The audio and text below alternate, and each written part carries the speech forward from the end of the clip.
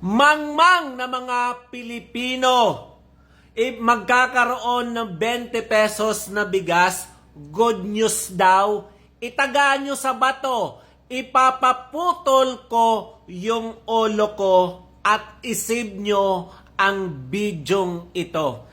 20 pesos na kilo ng bigas ay mangyayari na daw sa Visayas. Ni halos umiyak, magpakamatay yung mga farmers nang nangyari ngayong taon ito ang pagbaba ng presyo ng palay na sa halagang 10 hanggang 12. Palibhasa, hindi nyo alam ang kalakaran pagdating sa agrikultura, pagdating sa food security. Bakit? Ang bigas ang pinagtutuunan mo ng pansin. Mga Pilipinong mangmang, bakit hindi nyo muna pababain ang presyo ng mga fertilizer, mga insecticide, mga kagamitan o mga pangangailangan ng mga magsasaka para bumaba ang presyo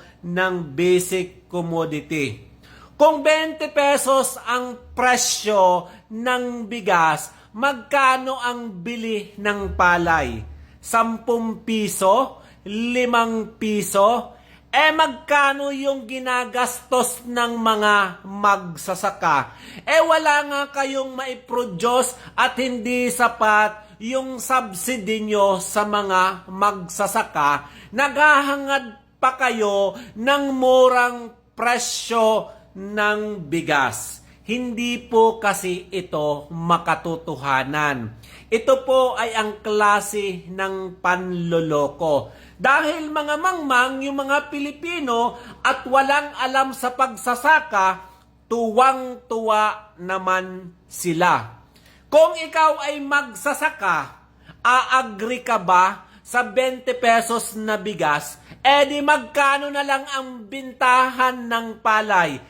Bakit hindi mo na iniisip ng gobyernong ito kung paano pabababain ang presyo ng mga pang-agrikultura na pangangailangan tulad ng fertilizer, insecticide at mga binhi?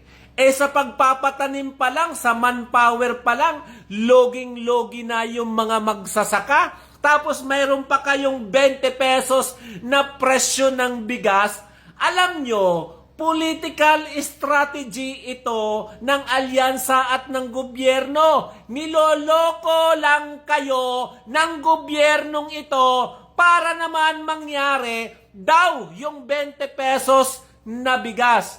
Tandaan nyo, mga mangmang kayo, Pilipino, huwag kayong magpaloko.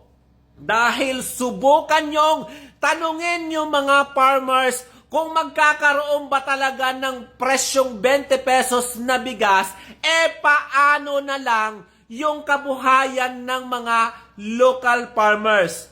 Papatayin nyo dahil ang 20 pesos na bigas ay mangyayari lang yan kung puro importation yung bibilhin at ipamamahagi sa mga consumers. Pero kung local farmers ang tatanungin, hindi makatweran ang ganitong presyo. Magkano na lang ulit ang presyo ng palay?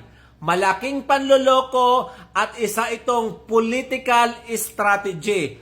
Kaya mga mangmang na Pilipino, hindi nakakatuwa dahil pinapatay ng gobyernong ito ang mga local farmers. Ito pala si Waray Laban ang nagsasabing ang mga naniniwala sa 20 pesos na bigas ay mga mangmang na Pilipino.